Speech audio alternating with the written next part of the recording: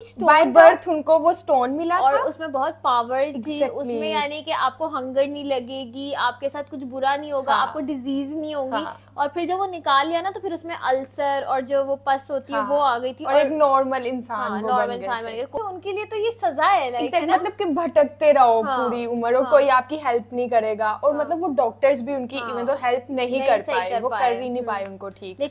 Hi, welcome back to our YouTube channel inside direction. मैं हूँ ईशा तारिक और मेरे साथ है जवेरिया सिद्दीकी। और हम देख रहे हैं काफ़ी वीडियोस रिलीजन के बारे में। हमने हिंदुइज्म के बारे में पढ़ा, कृष्णा राधा के बारे में देखा, तो हमें काफ़ी कॉन्सेप्ट हमारे क्लियर हो रहे हैं। पार्वती के बारे में हमने शिव जी भी उनमें थे और भी काफी, कृष्णा और वो हनुमान जी उनके बारे में, और वो जो मतलब कॉन्सेप्ट है जो स्नेक की पूजा करते हैं उसके बारे में भी हमें पता चला कि उनका जन्म कैसे हुआ और जो वो था ना कि रिलीजन के अंदर जो सेक्ट्स बने हुए थे उनके बारे में पता लगा। और जो कॉन्सेप्ट है कार्मा, इनकारनेशन, वो वाले कार्मा का हमें बहुत ज्यादा सोल का और मतलब वो जो 7 जन्म होते हैं, इवन योगा का भी हमने बात भी नहीं की योगा का। यार मतलब मुझे नहीं अंदाजा था कि ये कॉन्सेप्ट पीछे से चलता आ रहा है। मुझे ये था कि अब डॉक्टर्स कहते हैं कि ये करो अब तो योगा। मुझे ऐसा लगता था कि ये जो है ना, ये जो हीरोइंस हैं और ये इन्होंने अपना बनाया हुआ है कि 2 चीजें मुझे इनकी लगती थी जो बहुत वियर्ड है। मैंने कहा योगा से वेट कैसे लॉस हो रहा है इनका, मतलब अगर मैं इतने आराम से बैठूंगी मेरा नहीं होगा, मुझे तो मतलब भागना पड़ेगा या एक्सरसाइज करनी पड़ेगी। बट वो योगा के जो वो आज पता नहीं क्या उनको कहते हैं कि वो जो तरीके होते हैं बड़े डिफिकल्ट होते हैं, पूरा पीछे जाके बैक फ्लिप और ये वो, और इतने मिनट के लिए बैठना पूरा टाइम होता है, उनका टाइम होता है। और बड़ा आपने ना इनहेल एक्सहेल इस तरह से करना होता है, डीप ब्रीदिंग होती है और पीसफुल एनवायरनमेंट में बैठना। उससे ये होता है कि मैं थोड़ा जो है दिमाग फ्रेश हो जाता है, आपका सोल फ्रेश हो जाती है, ये भी उन्होंने बताया। और एक और मैंने हीरोइंस का देखा जो बहुत ज्यादा वो कर रही होती है कि पता नहीं कॉफी होती है, ब्लैक कॉफी में वो देसी घी डाल के पी रही होती है सुबह सुबह। ये है कि वेट लॉस करने के लिए और अच्छा मेटाबॉलिज्म करने के लिए। लेकिन कॉफी पी नहीं जाती और ब्लैक कॉफी विद देसी घी, ये तो मुझे समझ ही नहीं आता कॉन्सेप्ट, मतलब मिक्सचर नहीं समझ आ रहा। अब हमारे पास है 7 immortals from Hindu scriptures, where are they. ये जो वीडियो है ना, ये मुझे लग रही है कि ये पता नहीं हमें समझ आएगी या नहीं आएगी, क्योंकि लेकिन इनकी जो वीडियोस है ना, राज वालों की जो वीडियोस वो काफी अच्छा एक्सप्लेन करते हैं यार। ऐसे मुश्किल लफ्ज होते हैं जो कि ये एक्सप्लेन भी कर देते हैं। पता क्या मतलब वो मजहब के बारे में बात करते हैं और इतना सॉफ्ट बोलते हैं, इतना सॉफ्ट पीछे म्यूजिक लगाते हैं और इतनी मतलब आवाज ना वो अच्छी लगती है गानों को। तो मैं कभी बैठी होती हूँ ना रात को, मैं सोचती हूँ कि मैं इनकी वाली वीडियो देख लूँ, इनकी वाली वीडियो देख लूँ, फिर मैं कहती हूँ नहीं यार हमने करने तो है रिएक्शन, तभी देख लूंगी। लेकिन ऐसे होता है कि यार पहले ही देख लो ना, फिर लेकिन मैं नहीं देखती, मैं जरा सेव करके रख लेती हूँ कि ईशा के साथ देखूंगी या फैसल के साथ देखूंगी। तो अभी स्टार्ट करते हैं क्योंकि इसके लिए मैं बहुत ज्यादा एक्साइटेड थी, मैंने ये सेव की हुई थी काफी दिनों से, तो आज ये मैं देखने लगी हूँ फॉर द फर्स्ट टाइम। तो स्टार्ट करते हैं। इस वर्स को पढ़ने के बाद आप लोगों को इसमें से कई सारे नाम सुने सुने से लग रहे होंगे, राइट? यू नो, आज से कई साल पहले इस धरती पे ऐसे लोगों ने कदम रखा है जो इतने साल बाद आज भी हमारे बीच में मौजूद है। ये लोग कहाँ हैं, ये एक मिस्ट्री जरूर है, लेकिन ये लोग हैं, ये एक सच्चाई है। लेकिन सवाल है कि ये लोग कौन है और इन लोगों ने ऐसा क्या कर दिया जो इतने सालों से ये लोग जीते आ रहे हैं, हमारे बीच में है और हमें पता ही नहीं। तो अगर आपको इमॉर्टैलिटी एज अ कॉन्सेप्ट पसंद आता है तो आज का ये वीडियो आपके लिए है, बिकॉज इस वीडियो में हम बात करेंगे ऐसे लोगों के बारे में जिन्होंने लिटरली भगवान से, देवों से वरदान पाया है अमर होने का, चिरंजीवी, इमॉर्टल। बिग ब्रेन गो।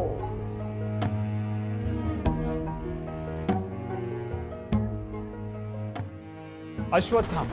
महाभारत की अगर बात हो और अश्वत्थामा का मेंशन ना हो, ऐसा हो नहीं सकता। गुरु द्रोण के बेटे अश्वत्थामा एक चिरंजीवी, एक इमॉर्टल होने के साथ साथ he was also one of the अवतार ऑफ 11 रुद्रास। गुरु द्रोण एक बेटा चाहते थे और इसीलिए वो तपस्या कर रहे थे, जिसके चलते शिवजी ने खुश होकर गुरु द्रोण को वरदान के तौर पर एक बेटा दे दिया और उस बेटे को चिरंजीवी, अमर होने का वरदान दे दिया। और सिर्फ इतना ही नहीं, इस बच्चे के फोरहेड पे एक ऐसा मणि था, the wearer of which ceased to have any fear from any living beings lower than humans and was even safe from weapons, from hunger, from diseases. लेकिन फिर जब अश्वत्थामा बड़े हुए, he went on to become friends with Duryodhana, and इस दोस्ती की वजह से और पावर हासिल करने की भूख की वजह से उन्होंने महाभारत के युद्ध में कौरवों की साइड। और उसके बाद क्या हुआ ये हम सब जानते हैं। अपने इमोशंस में बह के अश्वत्थामा ने कुरुक्षेत्र वॉर में इतनी गलतियां कर दी कि कृष्ण भगवान ने उन्हें पनिश करने के लिए उनसे उनका माथे का मणि छीन लिया और उन्हें ये श्राप दे दिया कि उनका ये जख्म कभी नहीं भरेगा। ये हमने देखा था ना कल्कि का मेरे वही ज़हन में आ रहा है, पस एंड अल्सर्स। कृष्ण भगवान ने ये भी कहा कि अश्वत्थामा अपनी पूरी जिंदगी एक रोगी बन के जिएंगे और कोई उनके मदद के लिए नहीं आएगा, कोई उन्हें फूड या शेल्टर तक प्रोवाइड नहीं करेगा, because anybody who comes near him will be disgusted of. लेकिन सबसे सरप्राइजिंग बात यह है कि कुछ साल पहले एक थियरी सामने आई थी जिसमें मध्य प्रदेश के एक डॉक्टर ने यह क्लेम किया है कि ही हैज सीन अश्वत्थामा। उस डॉक्टर ने यह कहा कि कुछ साल पहले उसके पास एक पेशेंट आया था जिसके सर पे, जिसके फोरहेड पे एक अनयूजुअल सा वुंड था। उसने ये भी बताया कि इतने सारे ट्रीटमेंट और मेडिसिन के बाद भी वो जख्म बढ़ नहीं रहा। तो एक दिन चेकअप करते करते डॉक्टर ने उस पेशेंट को मजाक मजाक में पूछ लिया कि आपके माथे का वुंड भर नहीं रहा, क्या आप अश्वत्थामा तो नहीं? और बस उसके बाद जो हुआ वो बहुत शॉकिंग था। डॉक्टर ये क्लेम करते हैं कि जैसे ही उन्होंने ये पूछा, वो इंसान, वो पेशेंट वहां से गायब हो गया। इतना ही नहीं, उसको पूरे स्टाफ में से किसी ने बाहर जाते हुए नहीं देखा। और सिर्फ ये एक थियरी नहीं है, अश्वत्थामा को लेके कई सारी थियरीज एग्जिस्ट करती है। लेकिन आप मुझे बताइए, आपको क्या लगता है, ऐसा हुआ होगा? नहीं? कमेंट्स में बता। लॉर्ड हनुमान, जैसे अश्वत्थामा महाभारत के लेजेंडरी कैरेक्टर्स में से एक है, वैसे ही लॉर्ड हनुमान रामायण के सबसे बड़े वीर हैं। हनुमान जी श्री राम के सच्चे भक्त थे and he was always meant to be with. जब रावण सीता मैया को एब्डक्ट करके लंका ले गए थे, उस वक्त श्री राम काफी चिंतित थे, काफी मिजरेबल स्पेस में थे, क्योंकि लंका काफी दूर था और वहां तक का जो फासला था वो काफी कठिन था। लेकिन क्योंकि हनुमान जी उड़ सकते थे, उन्होंने इस लंबे फासले को तय किया और रावण के महल के अंदर अशोक वाटिका में सीता मैया को ढूंढ लिया। अब इसके बाद कई सारी थियरीज है जो ये बताती है कि हनुमान जी को इमोर्टैलिटी कैसे मिली। कुछ स्क्रिप्चर्स के अकॉर्डिंग ये माना जाता है कि जैसे ही हनुमान जी ने सीता मैया को खोज लिया, उनसे ये कहा कि वो राम जी के दूत है, उनके साथी है, तो out of happiness and gratitude Sita मैया ने उन्हें अमर होने का वरदान दे दिया। इसके अलावा जब रामायण के सारे कैरेक्टर्स को मोक्ष प्राप्त हुई थी, तो उस समय हनुमान जी ने देवों से ये रिक्वेस्ट की थी कि उन्हें इस धरती पे तब तक रहने दिया जाए जब तक कि इस धरती पे राम जी का नाम लिया जा रहा है। इसीलिए आज भी अगर कोई सच्चा मतलब हमेशा ही रहा जाएगा ना कि नाम लेते रहते हैं। इनफैक्ट ये भी कहा जाता है कि जब भी इस धरती पे राम कथा होती है, तो उस समय हनुमान जी सबसे पहले आने वाले और सबसे आखिर में जाने वाले इंडिविजुअल लॉर्ड होते हैं।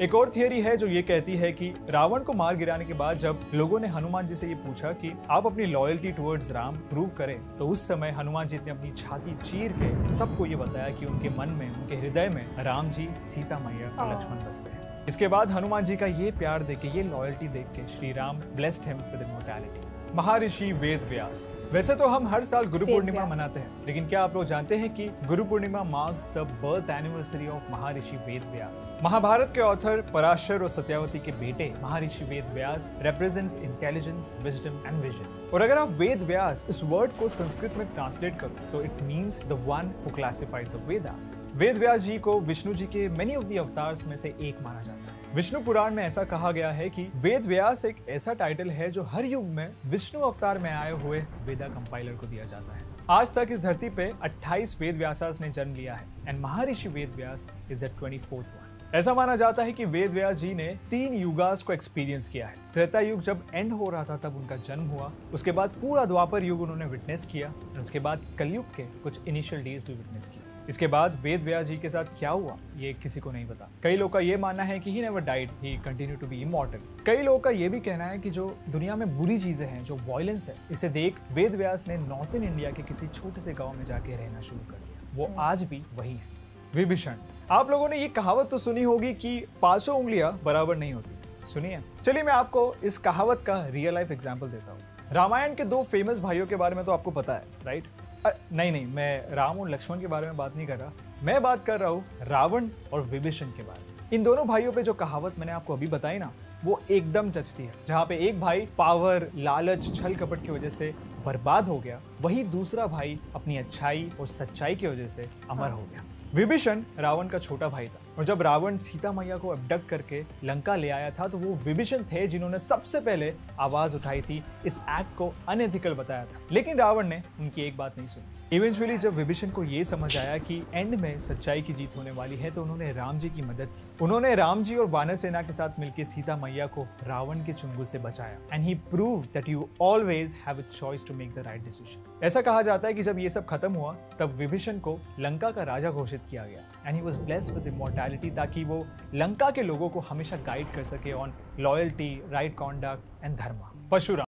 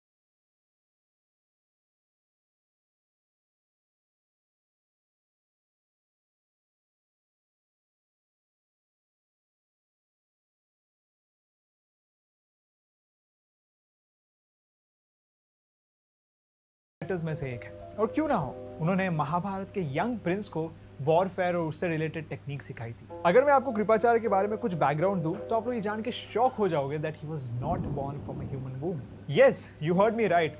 इनफैक्ट उनका जन्म हुआ था उनके पिता शरदवान के ग्राउंड पे गिरे हुए सीमेंट से, which made him a really special character throughout the Mahabharata. मतलब ऐसी बात नहीं है कि महाभारत में और कोई कैरेक्टर नहीं है जो ह्यूमन वूम की जगह एक्स्ट्राऑर्डिनरी तरीकों से पैदा हुआ है, लेकिन ऐसी क्या बात है जो कृपाचार्य को स्पेशल बनाती है? वेल, ये है बिकॉज ऑफ हिज एटीट्यूड। वो बिल्कुल भी किसी भी तरीके की पार्शियलिटी को पसंद या प्रमोट नहीं करते थे। He was a very dignified person. कई स्टोरीज ऐसी हैं जो ये बताती है कि कृपाचार्य को ये पता था कि कौरवों की तरफ से लगी ये युद्ध की आग पॉइंटलेस है, लेकिन फिर भी उन्होंने अपनी ड्यूटीज फुलफिल की और महाभारत के इस युद्ध में उन्होंने कौरवों की साइड ली, बिकॉज वो कौरव ही थे जिन्होंने कृपाचार्य को बेसिक नेसेसिटीज से नर्चर किया था, जैसे कि खाना, मकान।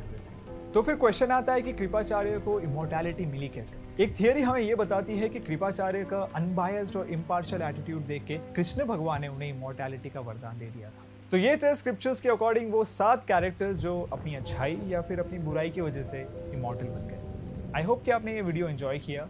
अगर ये वीडियो आपको पसंद आया है तो इसे लाइक जरूर कीजिए, चैनल को सब्सक्राइब कीजिए and keep watching big brain को। ओके, तो ये इन्होंने बताया है कि जो जैसे हर उसमें होता है ना रिलीजन में कि ये इमोर्टल है, ये अभी तक जिंदा है, ये एग्जिस्ट करते हैं, गए और मतलब कभी वो जमीन पे आते हैं, वाकई उनके बारे में था ये। अच्छा, वो जो मुझे लगा, मतलब मैंने जब वो बात सुनी ना, मुझे वो कल्कि का सीन याद आया, लेकिन मैंने कहा कि शायद मुझे रिजेम्बलेंस नहीं करनी चाहिए कि ये कुछ और होगा वो, लेकिन नहीं, वो आई थिंक वो सेम ही है कि उन्होंने, और जब हम सीन हम देख रहे थे तो हमने देख के ना वो कहा था कि ये क्या उन्होंने उतारा है, मतलब कुछ ऐसे करके लिया है ना, तो वो उनका आई थिंक कोई स्टोन बाय बर्थ उनको वो स्टोन मिला और था, उसमें बहुत पावर थी उसमें, यानी कि आपको हंगर नहीं लगेगी, आपके साथ कुछ बुरा नहीं होगा, आपको डिजीज नहीं होगी।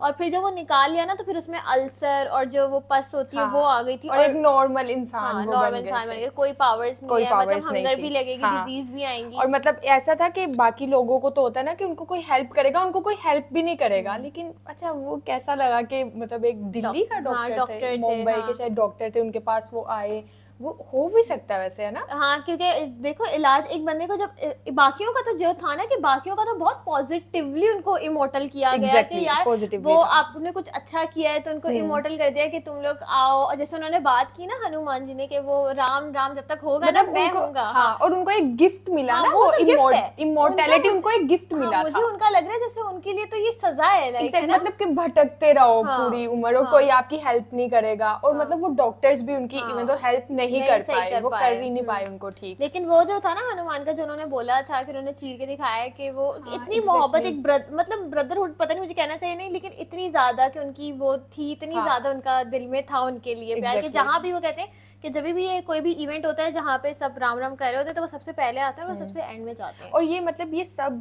जो थे स्टोरीज वो किसी ना किसी उनके डे से रिलेटेड थी कि वो मनाए जाते हैं, इस दिन ये डे मनाया जाता है, इस दिन ये डे मनाया जाता है। और मैं वैसे भी देखती हूँ इंडिया में ना काफी ये चीजें हैं ना, मतलब हमारे ऐसा है कि कम है, हमारे कुछ स्पेसिफिक डेज हैं जो मनाए जाते हैं। मैंने देखा है पाकिस्तानियों का, इवन ईरान का मैंने देखा है, ईरान के जो मुसलमान है वो जो शिया है वो पूरा अपना वो बनाते हैं कि वो करते हैं अपना पूरा मुहर्रम का एहतराम करते हैं। Exactly. तो पाकिस्तान में भी किया जाता है, लेकिन हम लोगों का कंपैरेटिवली कम है, इवेंट्स कम है हमारे, इवेंट्स कम है, मतलब मुहर्रम होता है, हमारी ईद होती है, ईद मिलादुन नबी होती है, ऐसे स्पेसिफिक बड़े बड़े इवेंट्स हैं, ऐसे छोटी छोटी चीजें लाइक शबे बारात होती है, लेकिन उनकी भी मैंने देखी बसंत है, फिर महाराष्ट्री है उनके, और वो होली है, होली है, और अभी वो कहते हैं ओमान ऐसे करके कुछ नाम ले रहे थे। लेकिन मुझे महाराष्ट्री जो होती है वो मुझे बड़ी अच्छी लगती है, उसमें वो यानी कि वो मैंने एक क्लिप देखी थी, उसमें सदगुरु भी थे और सब यानी कि ना बड़ा एंजॉय। अच्छा, मुझे लेकिन होली बहुत पसंद है, मेरा दिल भी करता है होली खेलने। मैं हम ना कभी कभी बात कर रहे होते हैं कि बहुत सारा पाकिस्तानी जो है ना, पाकिस्तानियों ने वो इंडियन कल्चर लिया है, क्योंकि ये ना बेदिया रोड पे होती है, होली इवेंट्स हो रहे होते हैं, होली पार्टीज हो रही होती है, पूरे फार्म हाउस बुक किए जाते हैं, पूरे फार्म हाउस बुक किए जाते हैं और वहाँ पे होली पार्टीज हो रही होती है, रंग लग रहे होते हैं, और इवन वो भी वो जो होती है ना कि लाइक अल्कोहल भी होती है, सब कुछ होता है, पार्टी चल रही है, एलीट्स की पार्टी होती है। तो मैं अपने फ्रेंड को कह रही थी कि मुझे भी होली जाना है, होली जाने के, तब वो उस तरह की होली नहीं है, वो जैसे कॉलेज में वाली जो होली होती है ना वो बड़ी फ्रेंडली होती है, वो तो हम कलर लगा दे, कलर लगा लिए, जूसेस है भाई, सब ऑरेंज जूसेस पी रहे हैं और थोड़ा सा बस वाइब कर रहे हैं, गाने लगे हुए। होली जो हम देखते हैं इंडिया के ड्रामास वगैरह, ये मूवीज वगैरह में भी, उसमें भी वो एक स्पेसिफिक चीज का बहुत यूज करते हैं, भंग भंग भंग भंग, और मतलब एक दूसरे को मजाक में पिला दी और फिर से वो आई थिंक उस तरह से वो एंजॉय करते हैं, काफी वो हाई होता है भंग का। तो वो जो वहां पे होती है ना वो बहुत एलीट किस्म की होती है, और वो थोड़ी सी ना गलत उस जोन में चली जाती है वो वाली होली पार्टीज, क्योंकि सबने पी हुई होती है तो वो सब ना डांस कर रहे होते हैं, इवन इसमें बहुत बड़े बड़े इन्फ्लुएंसर्स भी आए हुए होते हैं। तो खैर मैं नहीं गई, बट मुझे है कि मुझे एक दफा तो जाना है यार, होली पार्टी एंजॉय करनी है, लेकिन नहीं यार हो नहीं पाता, कॉलेज वगैरह की जरा सही रहती है। खैर आप बताएं कि आपको कैसी लगी ये वीडियो, लाइक करें, शेयर करें और दिखते हैं इनसाइड रिएक्शन। Take care.